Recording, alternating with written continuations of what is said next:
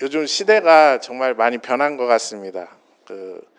정부가 많이 변해서 이제 세월호 유가족들을 초대해서 귀 기울여 듣기도 하고 또 이태원 참사 유가족들을 위로하는 것을 보면서 눈물이 나더라고요.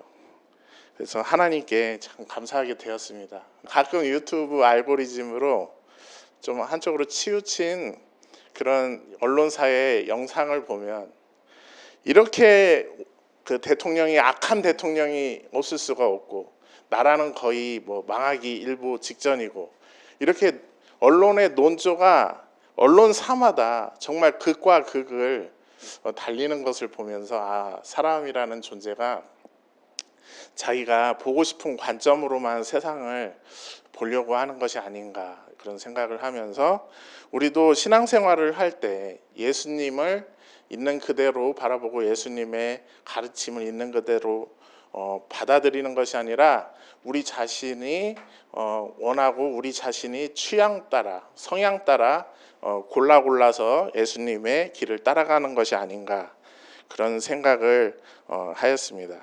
그래서 오늘 본문도 누가복음 4장의 이 말씀인데요. 사실은 이 말씀이 제가 중학교 3학년 시절에 성경을 이렇게 읽게 되었죠. 교회를 나가면서.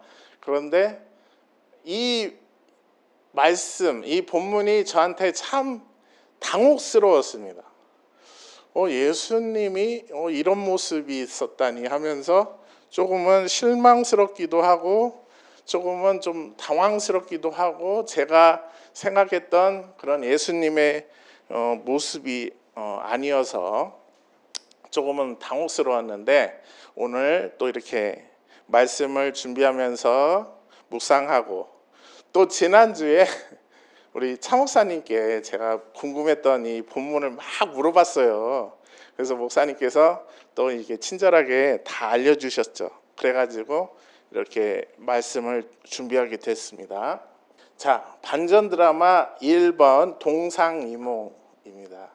여기 말씀을 한번 보시면 누가복음 4장 18절부터 나와 있는 말씀인데 주의 영이 내 위에 계시네 나에게 기름을 부어주셨기 때문이네. 이게 좀 말투가 좀 새롭죠. 이거는 대한성서공회에서 올해 번역이 완료된 새 한글 성경입니다. 이 새 한글 성경의 번역 목적은 인터넷을 많이 사용하는 우리 10대 MZ 세대들을 위해서 이렇게 현대어체로 새롭게 이렇게 번역한 그리고 기존의 영어 성경이나 그런 성경을 참고한 것이 아니라 원어, 헬라어, 히브리어 원본을 가지고 번역한 그런 원어에 가깝게 번역이 된 성경책이라고 합니다. 나에게 기름을 부어주셨기 때문이네. 그리스도가 기름을 부음 받은 자. 그래서 세 번째 보니까 가난한 자들에게 좋은 소식을 알리도록 하심이네. 주님이 나를 보내셨네. 사로잡힌 사람들에게는 해방을, 아못 보는 사람들에게는 다시 보게 함을 선포하도록 하심이네. 짓눌린 사람들을 해방시켜 내보내도록 하심이네. 주님이 은혜로 받아주시는 해를 선포하도록 하심이네 라고 이 말씀을 안식일날 회당에 들어가셔서 두루마기, 파피루스라고 하죠. 펼쳐놓고 이사야서를 그대로 예수님께서 읽으셨습니다. 그런데 사실은 이게 메시아에 대한 말씀이거든요. 근데 예수님께서 이 말씀을 하신 것은 내가 그 메시아다. 내가 여기에 나와 있는 주님의 영이 임하고 기름을 부음을 받고 가난한 사람들한테 좋은 소식을 전하는 사람이 바로 나다라는 것을 예수님께서 이제 말씀을 하고 계신 거예요. 그러니까 이 말씀을 전할 때 그 회당에 있었던 이스라엘 사람들은 기대에 부풀을 수도 있었을 것입니다. 예. 그런데 또 한편으로는 반전 드라마 이 놀라워하였어요. 사람들이 놀라워하였는데 예수님의 가르침에 놀랍다기보다는 저 사람이 저런 말을 할 수 있어? 라면서 좀 상반된 반응이 나타난 거죠. 그렇죠? 이 사람은 요셉의 아들 아닌가? 의사 선생 당신 자신이나 고쳐보시오. 여기 당신 고향에서도 해보시오. 그리고 분노로 가득 찼고 예수님을 도시 밖으로 몰아내서 예수님을 벼랑 아래로 떨어뜨리려 하였다는 거죠. 제가 어렸을 때 이 본문을 마주하고 참으로 당혹스러웠습니다. 예수님께서 벼랑 끝까지 몰리시다니, 하나님의 아들이신데 전지전능하신 하나님의 아들이신데 벼랑 끝까지 몰리시고 코너에 몰리시는 그런 모습을 보면서 상당히 당혹스러웠습니다. 오늘 본문을 보니까요, 자 23절에 보니까 예수께서 그들에게 이르시되 너희가 반드시 의사야 너 자신을 고치라 하는 속담을 인용하여 내게 말하기를 우리가 들은 바 가버나움에서 행한 일을 내 고향 여기서도 행하라 하리라. 이 부분을 보면은 예수님께서 마치 이 회중들, 이스라엘 사람들을 도발하시는 것처럼 이렇게 느껴지는 부분입니다. 그런데 이 본문 4장 전체적인 맥락으로 봤을 때 4장 초반에 예수님께서 지금 40일 동안 금식하시면서 마귀의 시험을 받으셨죠. 마귀의 시험을 받으시면서 마귀가 나한테 절을 하면 온 세상의 영광을 너에게 줄 것이다 했는데 하나님만 섬겨야 된다고 하면서 예수님께서 거절하셨단 말이죠. 그런데 여기서도 사람들이 뭔가 예수님께 거는 기대가 있었던 것 같습니다. 메시아라고, 자기가 메시아라고 하니까 예수님께 거는 기대가 있었던 것이에요. 그런데 예수님께서 사탄의 그 시험도 이기신 것처럼 사람들의 그 기대가 결국은 이스라엘 민족을 해방시켜줄 메시아, 그런 눈에 보이는 메시아적인 부분을 예수님께서는 거부하신 것이죠. 그러면서 그 이스라엘에만 이루어질 구원이 이방인에게 이른다고 말을 하고 있습니다. 여기 본문에서 말한 시돈 사렙다 과부, 그는 이방 여인이죠. 근데 3년 6개월 동안 기근이 일어났을 때 주님께서는 엘리야를 시돈 사렙다 과부에게만 보내셨다는 거예요. 이스라엘 사람이 아니라 이방에게 보내셨다는 거죠. 그리고 엘리사는 수많은 피부병을 가진 사람이 있었을 텐데 시리아 사람 나아만에게만 보내심을 받았던 거죠. 그 말씀을 하심으로써 예수님께서는 이제 구원이 너희 이스라엘한테 임하는 것이 아니라 이방 사람한테 임할 거야 라고 이렇게 도발을 하시면서 강한 어조로 말씀을 이게 돌려서 하시니까 사람들의 마음이 확 뒤집어진 것 같습니다. 그래서 이스라엘 사람들의 마음속에는 우리 민족이 하나님으로부터 유일하게 구원받는 민족이야라는 국수주의, 민족주의에 갇혀서 이방인들을 바라보지 않는 그런 교만한 자세가 이게 구원을 놓치는 결과를 낳게 되었고, 이제 이 구원은 이방으로 향하게 되었고, 그 다음에 예수님이 돌아가신 후에 그 유명하시고 중요하신 한 사람이 있어요. 그 사람을 통해서 이방의 복음이 전파되었죠. 누구죠? 사도 바울이죠. 제가 신학대학원을 들어가서 사도 바울 한 사람에 대한 과목을 한 학기를 들었어요. 어려웠어요. 어려웠는데 재밌었어요. 네. 사도 바울이 아니었으면 이방의 복음이 전파되지 않았을 수도 있다라는 그런 학설이 있을 정도로 사도 바울이 이방 복음 전파는 정말 중요하고, 그리고 오늘날 우리에게까지 복음이 이렇게 전파된 것입니다. 그렇지만 정작 지금 이스라엘 백성들은 어떻습니까? 예수님을 믿는 사람이 거의 없대요.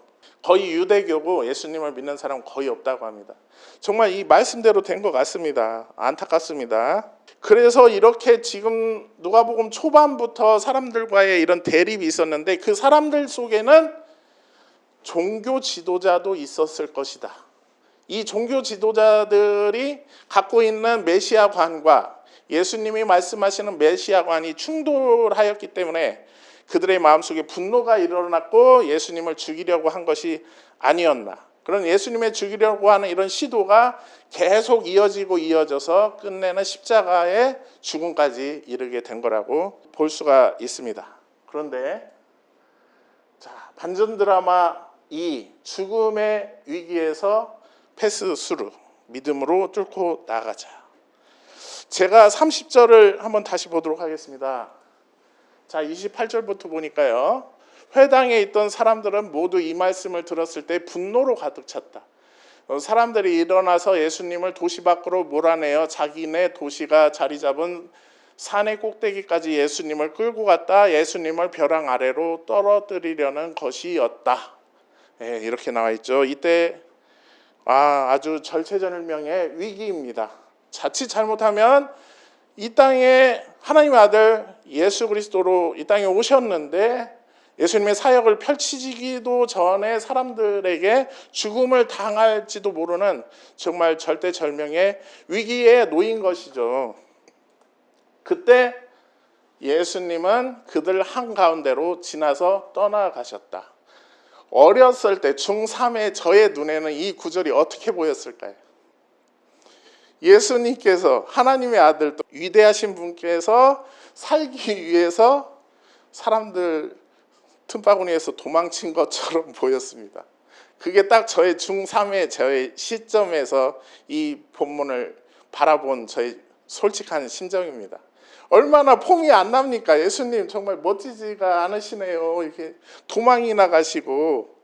그런데 그게 아니라는 거죠. 떠나가셨다, 지나서 떠나가셨다. 이 부분에 헬라어 단어의 원형을 보면 디에르코메라고 하고, 이는 영어로 의미가 고스루, 패스 스루 하면서 건너간다, 뚫고 간다, 이러한 의미가 있기 때문에 도망가셨다기보다는 목사님께서 이제 알려주셨는데 영적 권위로 사람들의 그 저지를 뚫고 영적 권위로 뚫고 지나가셨다. 하나님께서 주신 영적 권위로 뚫고 지나가셨다. 그렇기 때문에 우리 앞에 예수님도 하나님의 아들이심에도 불구하고 이러한 저항과 어떠한 믿음의 벽이 있을진데 우리 또 마찬가지지 않겠습니까? 우리도 예수님의 말씀을 듣고 이 땅 가운데 살아가는데 얼마나 많은 난관과 어려움과 그런 절벽을 만날 때가 많습니까? 그럴 때 우리 또한 주님께서 주시는 영적인 능력으로, 성령의 능력으로 패스 스루, 건너가고 지나가야 할 줄로 믿습니다. 그래서 예수님의 공생애 전에도 이미 시련이 많으셨어요. 여기 4장 전반부만 해도 40일 동안 금식하시는데 마귀에게 3가지의 시험을 다 받으시고 그걸 다 이겨내셨죠. 그리고 예수님께서 태어나셨을 때는 또 어떻습니까? 아기 예수, 아주 인지가 없고 의지가 없는 아기였을 때는 또 죽음의 위기가 있었는데 헤롯 왕이 이스라엘의 왕이 나셨다는 소식을 듣고 자기만 왕인데 누가 왕이 될 수 있냐고 하면서 베들레헴 근처 2살 아이들을 다 몰살시켰죠. 그때 예수님께서 자칫 잘못하셨으면 그때 돌아가셨어요.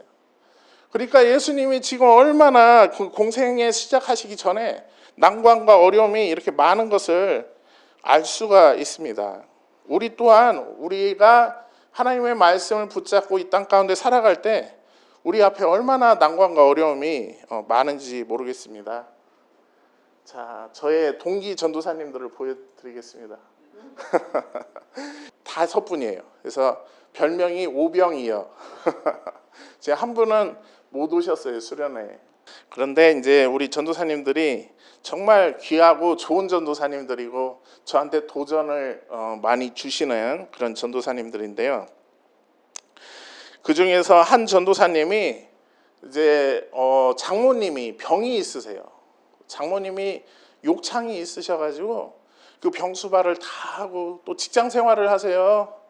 직장 생활을 하면서 또 신학대학원을 다니고 그러는데 장모님께서 사위가 전도사가 됐다는 것에 대해서 얼마나 그 자긍심과 그 자랑스러움이 넘쳐난지 모른대요. 그래서 어디를 가고 또 병문안을 가면 꼭 사위를 시킨대요. 우리 사위 전도사님이 기도하세요. 일반인이 기도하는 것보다 전도사님이 기도하는 게 훨씬 좋아요 하면서 자꾸 이렇게 사위를 세워드리고, 그런데 정작 우리 전도사님은 아직도 내가 신학대학원에 온 것이 실감이 잘 안 나고, 막 신학대학원에 딱 입학하면은 내 믿음이 막 슈퍼맨처럼 확 커질 줄 알았는데 뭔가 드라마틱한 변화도 없고, 그리고 날마다 일을 해야 되고 하면서 자기 자신도 이게 지금 잘하고 있는 건지 못하고 있는 건지 모르겠다고 하시는데, 제가 볼 때는 그 전도사님이 얼마나 잘하고 계신지 모르겠어요. 진짜 잘하시거든요. 과대표로 잘하시고, 군산에서 또 이성당 빵을 사와가지고 학우들한테 다 빵을 돌리기도 하고 정말 잘하고 계시거든요. 근데 우리 전도사님이 이렇게 신학대학원을 다니고 이렇게 또 신학을 배우는 과정이 만만치가 않다. 일도 해야 되지, 장모님의 또 병수발도 들어야지. 그래서 저는 얼마나 그에 비하면 참 감사하지 않을 수가 없었습니다. 그런데 저에게도 약간의 시련이 있었는데, 지지난주에 용담댐 근처에 수박 축제를 했어요.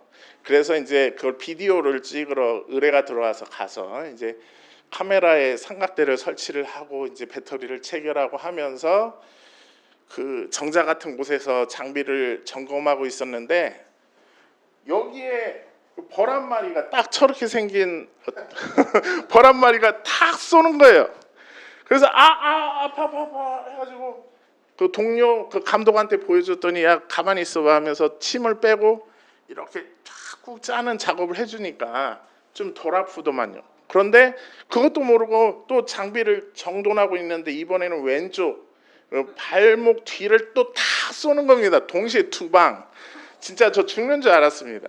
그래가지고 그것도 제가 이제 손으로 직접 뺐는데, 빼면서 보니까 제 앞에 벌이 하나 둘 셋 넷 다섯 일곱 여덟 9마리 정도가 딱 이렇게 벽을 그리고 저를 향해서 침을 쫙 향하고 있어. 너 여기 오지 마, 저리 가, 약간 그런 뉘앙스로 내가 지금 못 올 때로 왔구나 하면서 시선을 45도 밑을 보니까 여기 벌집이 딱 있네. 그런데 다행히 그날 저는 응급조치로 이제 약을 먹고 버물리를 발라서 몸이 다시 살아나서 무사히 촬영을 잘 마치고 거기서 또 수박도 사오고 그랬습니다. 그런데 그때 맞았을 때는 정말 정신이 아찔했습니다. 네. 이와 같이 우리 삶에는 여러 가지 역경과 정말 어려운 일들이 닥쳐오는 것 같습니다. 그럴 때마다 믿음을 가지고 어떻게 하자고요? 패스스루. 따라서 해봅시다. 패스스루. 쭉 지나가는 겁니다. 예수님이 사람들을 뚫고 지나간 것처럼 저희도 우리 앞에 역경이 있을 때 믿음을 가지고 뚫고 지나가는 것이죠. 그 자세가 중요한 것 같습니다. 이게 항상 중고등부 설교는 15분 만에 끝나는데 오늘은 이렇게 길게 해야 돼서 오랜만에 4페이지로 이제 설교를 한번 써봤습니다. 그래서요, 제가 이 말씀을 또 준비하게 된 계기가, 이제 제가 어려서부터 신앙생활을 하면서 그런 얘기를 많이 들었어요. 여러분들도 많이 들으셨을 텐데, 예수님을 믿으면 만사형통이고 안 되는 게 없고 질병도 안 걸리고 모든 일이 잘 풀린다. 그런 말을 정말 많이 듣고 제가 신앙생활을 했죠. 그런데 여러분들 꼭 그렇습니까? 안 그렇잖아요. 저도 그래요. 예수님을 열심히 믿고 나름대로 교회도 어렸을 때 중학생, 고등학생 때 빠지지 않고 가려고 했는데 어려운 일, 마음고생, 여러 가지 난관이 막 닥쳐오더라고요. 그래서 저도 모르게 그 미숙한 신앙인 제가 하나님을 막 원망도 하고 막 그랬어요. 그런데 그때 당시 누군가가 이 본문을 가지고 예수님도 봐라, 하나님의 아들 예수님도 이렇게 시련이 있다, 하나님이 함께 계시고 성령님이 함께 계심에도 불구하고 사람들이 죽이려고 하고 아기였을 때도 죽이려고 하고 사람들이 배척하고 요셉의 아들이냐 하면서 손가락질이나 하고 이런 배척을 예수님도 당하셨다. 그런데 하물며 우리들은 더 그렇다. 누군가가 이런 말을 해줬다면 제가 하나님을 원망하지 않았을 것 같아. 그런데 항상 교회 가면 만사형통, 만사형통. 예수님 믿으면 만사형통, 예수님 안 믿으면 만사불통이래. 그런데 예수님 안 믿는 사람들도 잘 살더만요. 예, 저는요 부자들은 다 예수님 믿는 사람들인 줄 알았어요. 그런데 부자들 예수님 안 믿는 사람들 많더만요.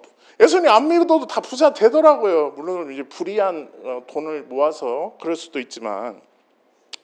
그래서 우리의 신앙관을 다시금 재정비할 수가 있었고요. 이제 세 번째 반전 드라마로 가겠습니다. 자, 내가 믿고 싶은 믿음, 주님이 제시하시는 믿음. 저는요 이 본문을 볼 때 예수님이 이사야서를 딱 두루마리를 펼치시고 멋지게 내가 메시아다 연설을 딱 하셨는데 후반부에 사람들이 막 분노하고 그 산꼭대기로 예수님을 데리고 가서 죽이려고 하는 이 내용이 너무나 상반되어서 어린 제 심정에 이거 쓰신 분 제 말 좀 잘 들으세요. 이 후반부는 좀 삭제해 주시던지 아니면 5장으로 이렇게 떼서 4장하고 5장하고 좀 분리 좀 시켜주세요. 그런데 이 누가복음을 쓴 저자 누가는 충분히 의도를 가지고 이 상반된 구절을 같은 본문에 놨지 않았을까 그런 생각을 하게 되면서 사람들이 왜 분노했을까 또 예수님은 왜 마치 그 사람들을 도발하시듯이 하시고 한치의 타협도 없으시고 우리 젊은 친구들이 말하는 노빠꾸 예수님 사단의 유혹을 이기신 것처럼 그 담대함으로 사람들과의 싸움도 담대하게 하신 것이 아닌가 그런 것을 느낄 수가 있는데 사실 아까 본 것처럼 사람들이 분노한 이유는 하나님의 도우심이 이방인들에게 가고 이스라엘이 지금 고통을 겪고 있는데 이스라엘에는 그 도움이 이르지가 않고 즉 시돈 사렙대 과부에게 예수님이 가신다. 시리아 사람 나아만에게 예수님이 가신다. 즉 메시아의 구원이 이스라엘에는 이르지 않고 이방에게 간다라는 이 말씀 때문에 사람들이 분노를 한 것입니다. 이사야서를 제가 이렇게 대조를 한번 해봤습니다. 누가복음 4장과 이사야서 61장은 거의 유사하게 쓰였습니다. 이사야서 61장을 제가 보면은 주 여호와의 영이 내 위에 계십니다. 여호와께서 나에게 기름을 부어주셨기 때문입니다. 억눌린 사람에게 좋은 소식을 알리도록 나를 보내셨습니다. 마음 다친 사람들을 싸매주도록 나를 보내셨습니다. 사로잡힌 사람들에게 해방을 선포해 주도록 갇힌 사람들에게 석방을 선포해 주도록 보내셨습니다. 여호와께서 은총 베푸시는 해와 여기가 19절에 주님이 은혜로 받아주시는 해를 선포하도록 하심이네랑 유사하죠. 근데 거기서 딱 멈춰버렸습니다. 그 다음 구절이 이스라엘 사람들 입장에서는 우리가 흔히 말하는 좀 속된 말로 국뽕이 좀 차오를 수 있는 그 파트 부분에서 예수님께서 의도적으로 딱 멈추셨다는 것이죠. 뭐냐? 우리 하나님이 안갚음 하시는 날을 널리 알리도록 슬퍼하는 모든 사람들을 위로하도록 나를 보내셨습니다. 해서 하나님이 안갚음 하나님이 보복하시는 날 부분을 언급을 안 한 거예요. 예수님께서 의도적으로.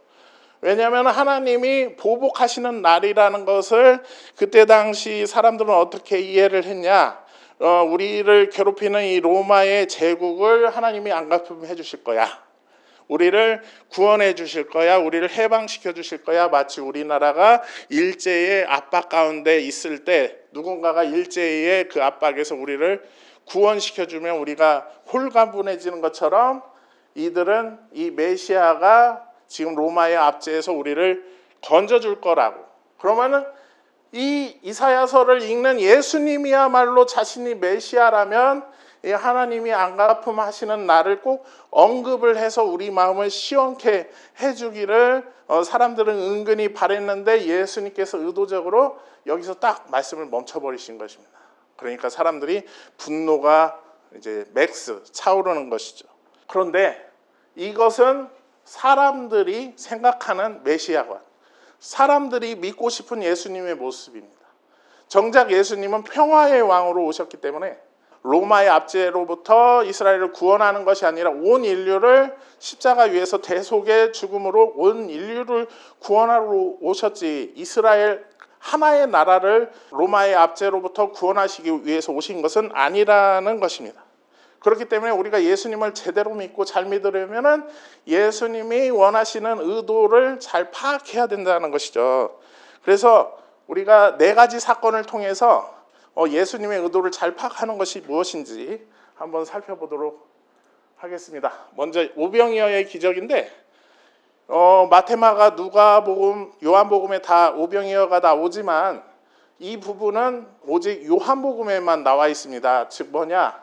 보리떡 5개와 작은 물고기 2마리로 5,000명을 먹이시는 기적을 베푸신 후에 예수님은 사람들이 금방이라도 와서 자기를 억지로 데려다가 임금으로 삼으려는 것을 알아차리셨다. 아까 그 말씀, 로마의 압제로부터 우리를 구원시켜줄 사람, 그 임금이라는 거죠. 그래서 예수님은 그래 내가 너희들의 임금이야 라고 두 팔 벌려 환영한 것이 아니라 혼자서 다시 산으로 물러나셨다.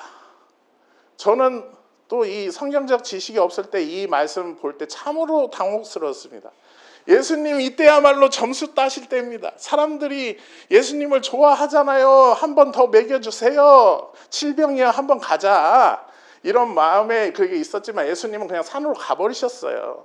왜냐? 예수님은 사람들이 기대하는 그 예수님 상에 부합하지 않으려고 하셨던 것이죠. 인기에 편승하지 않으려고 하셨고 오로지 하나님이 자신에게 주신 사명에 묵묵하게 집중하셨다는 것이죠. 그래서 26절에 보니까 여러분이 나를 찾는 것은 징표를 보았기 때문이 아니라 빵을 먹고 배불렀기 때문이다. 너희들 나한테 또 빵 달라고 오는 거잖아. 먹을 거 없으니까 나한테 지금 먹을 거 달라고 오는 거잖아. 하지만 나는 너희들한테 먹을 거 주지 않을 거야. 예수님께서 왜 기적을 베푸셨나요? 인기를 끌기 위해서 기적을 베푸신 것이 아니라 말씀을 들으러 그들이 왔는데 먹을 것이 없어서 쫄쫄 굶는 모습을 보고 긍휼한 마음, 측은한 마음에서 기적을 베푸신 것입니다. 예수님이 옛다 내 기적을 보아라 쇼맨십으로 보여준 것이 아니라는 것이죠. 근데 사람들은 먹을 것에 집중한다는 거. 우리가 교회를 나올 때 예수님 자체에 집중하지 않고 비본질 먹는 것, 예수님을 믿으면서 파생하는 여러 가지 복에 집중을 하면은 예수님에 집중해야 되는 우리 시선을 놓칠 수가 있다. 본질에 집중해야 됩니다. 비본질에 집중하는 것이 아니라. 두 번째로, 자 이제 이 장면은 제가 좋아하는 디즈니의 애니메이션 노틀담의 고추가 되겠습니다. 자 그런데 이 애니메이션은 1996년에 제작이 되었는데 지금은 디즈니 영화나 애니메이션이 PC 사상, 페미니즘 사상에 오염되어 있어가지고 우리 시청자들을 한 수 가르치려 들고 우리를 계몽시키려고 하는 그런 엔터테인먼트로서는 좀 꽝인 그런 작품들을 많이 만들고 있어서 뭐 흑인 인어공주라든지 그 다음에 라틴계 백설공주라든지 다 흥행해서 쪽박을 찼습니다. 하지만 이때 당시 디즈니 애니메이션은 엔터테인먼트 즐거움을 추구하는 그것 자체에 집중을 해서 예술성도 좋고 재미도 있는데 특히 노틀담의 고추는 기독교적인 또 메시지도 있어요. 그 중에서 제가 감명 깊게 본 한 장면을 제가 캡처를 해왔습니다.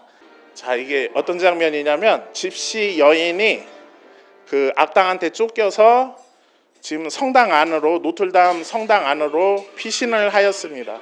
고추를 좀 보호를 해줬어요. 화지모도라는 고추가 있었는데요.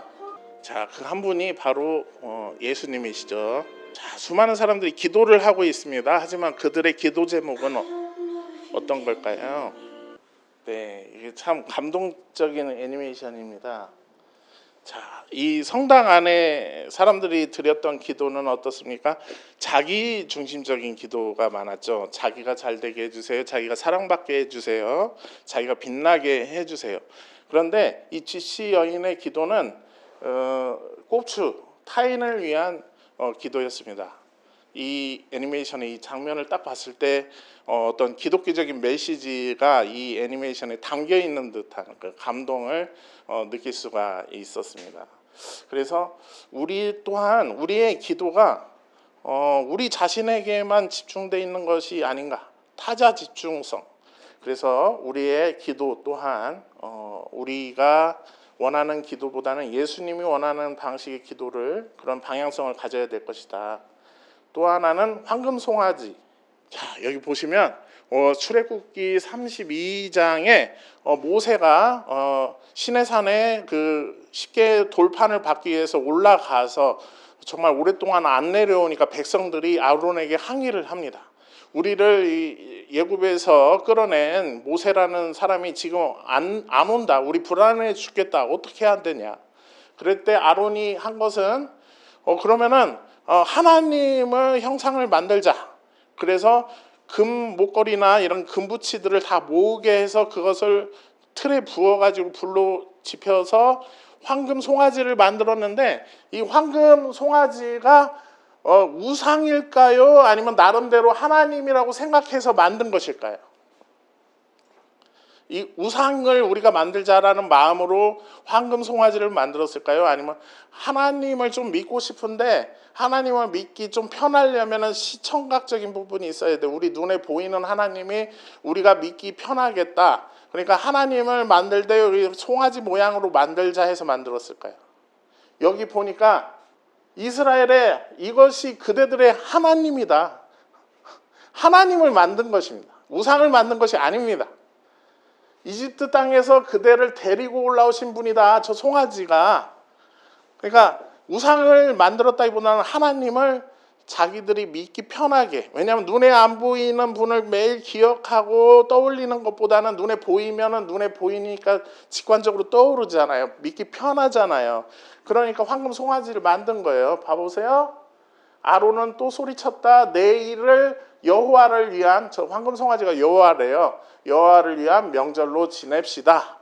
하지만 이것이 하나님의 큰 화를 불러 일으켰고 이들은 하나님의 진노에 빠지게 됩니다. 이는 무엇입니까?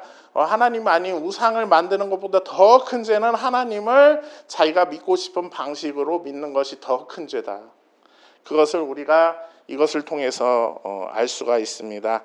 우리 한국교회가 지금 사람들의 욕망을 따라서 하나님을 상품화하고 종교 상품으로 팔면서, 교인들은 그 상품을 소비하면서 신앙생활을 한다고 착각을 하고 하나님을 자신들이 믿고 싶은 대로 믿으려고 한다는 거죠. 이것은 하나님을 자기 마음대로 좌지우지하려는 것이고 우상 숭배하는 것보다 더 큰 죄라는 것입니다. 자, 이제 네 번째 보겠습니다. 소확행. 자, 소확행의 뜻이 무엇입니까? 소소하지만 확실한 행복이라고 하고요. 이것은 일본 소설가 무라카미 하루키가 유행시킨 말인데, 아침에 갓 끓인 커피와 갓 구운 빵을 먹을 때 느낄 수 있는 그 행복감을 빗대어서 소소하지만 확실한 행복이라는 그런 말을 만들어냈다고 합니다. 하지만 이 아침에 향기로운 커피를 마시고 가꾸운 빵을 먹는 것이 하루 종일 그 행복감을 유지할 수는 없습니다. 그때뿐입니다. 그래서 저희 친구들 사이에서 소확행, 젊은 세대들은 어떤 소확행을 추구하나요? 캠핑도 가고 차박도 하고, 그래서 저도 지난주 토요일에 지리산에 좀 피서도 다녀오기는 했습니다. 하지만 이 나라가 계엄이 나서 내란이 일어났는데, 이 나라가 없어지게 생겼는데 캠프가 무슨 소용이 있겠습니까? 그리고 이게 지구의 환경 오염으로 인해서 엄청난 더위가 밀어닥치고 비가 와서 사람들이 죽고 더위 때문에 사람들이 죽는데 나 혼자 소소한 행복 추구하는 것이 무슨 의미가 있을까요? 그래서 우리가 믿고 싶은 대로 믿는 것이 아니라 예수님이 원하는 믿음을 가져야 할 때라는 것. 우리 안에 황금 송아지를 거두내고 예수님이 가르치시는 방향으로 시선을 돌려야 됩니다. 자, 이제 말씀을 정리하겠습니다. 예수님과 동상이몽하면 안 됩니다. 예수님과 동상동몽해야 됩니다. 백날 교회 다녀도 예수님과 생각이 일치하지 않으면 우리는 헛믿음, 헛신앙을 향해 나가는 것이고, 둘째, 패스 스루, 믿음으로 앞에 난관을 뚫고 나가는 것입니다. 예수님이 지신 십자가의 길, 가시밭길을 우리도 걸으면서 좁은 문 좁은 길을 마다하지 않고 가야겠습니다. 셋째, 우리가 믿고 싶은 대로 믿는 것이 아니라 예수님이 제시하시는 믿음을 장착하고 살아가는 우리 모든 열린가정교회 교우분들이 되시길 기도하겠습니다. 아멘. 말씀을 마치겠습니다. 기도하겠습니다. 하나님, 이 시간에 말씀을 나누었습니다. 우리 앞에 여러 가지 난관이 있을 수 있지만 예수님께서 그 사람들의 사이를 영적 권위로 뚫고 나가신 것처럼 우리 앞에 여러 가지 난관을 믿음을 가지고 뚫고 나갈 수 있는 모두가 될 수 있도록 인도해 주시옵소서. 예수님의 이름으로 기도합니다. 아멘.